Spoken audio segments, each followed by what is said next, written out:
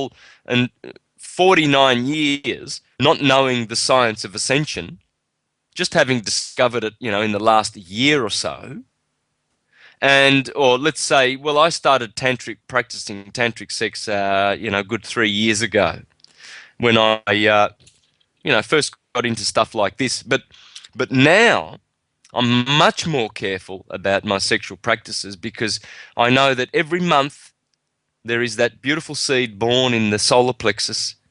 And if we don't squander the seed, we can actually help raise that kundalini energy up to the pineal gland. So I'm just advocating to all people, whether they are lesbian or gay or heterosexual, whatever, transgender, just be mindful of what sex means to you, and use it as a transmutative energy rather than something to fulfill your lustful addictions. Because lustful addictions, all the pleasure that you get from sex, that's also pain. It's not necessary.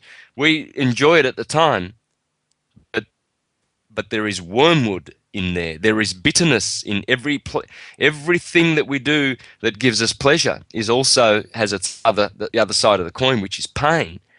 And that's what we get in the material world. So always remember that when you go after that pleasure, that lustful pleasure, there's always a scorpion bite in the end. Every rose has a thorn, and that beautiful smell of the rose, you can also prick yourself on that stem of the rose.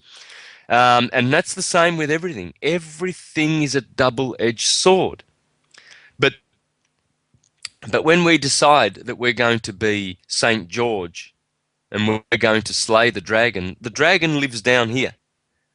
Everything evil, the Philistines, the Canaanites, the Perizzites, the Jebusites, go and kill those Philistines when you go into the promised land. That's just the lower nature. That's just the stories about how we conquer the lower nature. Homosexual, heterosexual alike needs to conquer the lower nature. If we don't do that, it will be detrimental and we will have to work it out in other lives. So Santos, is homosexuality natural? It's not natural? Is it karma? Is it emotional addictions from not resolved from another lifetime?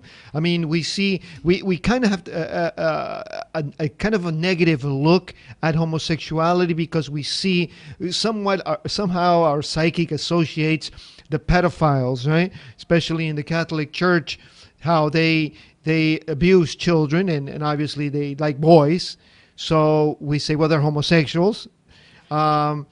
Maybe not. Maybe they just have this sick mind that they like children. But is it natural? What's your take on that? Well, yeah, nature served them up. I didn't, it is natural. Some trees grow straight and tall. Some trees grow like this. Some trees, don't produce seed. Some trees produce a lot of fruit. And that's what nature does. Nature dishes them up. But at the same time, it doesn't mean you might have homosexual inclinations. It doesn't mean you have to go and sexually fulfill that desire. And if you so choose to do so, there is still a warning there that this is a powerful alchemical process, sexuality, whereby you can either stifle your progress and destroy it, or you can make something of it. So I would suggest to anyone that's homosexual that they look into that and meditate and go within and realize that they also have to be very, very responsible. All this, the Mardi Gras where they dress half naked and dress in a very, very lustful manner and everything like that, that's going a bit over the top because that is promoting, the lust side of it, rather than showing that they are unique in that they were born in the middle, rather than showing that in a tasteful way and in a way that promotes more understanding in the community towards these types, or these people. I shouldn't say types as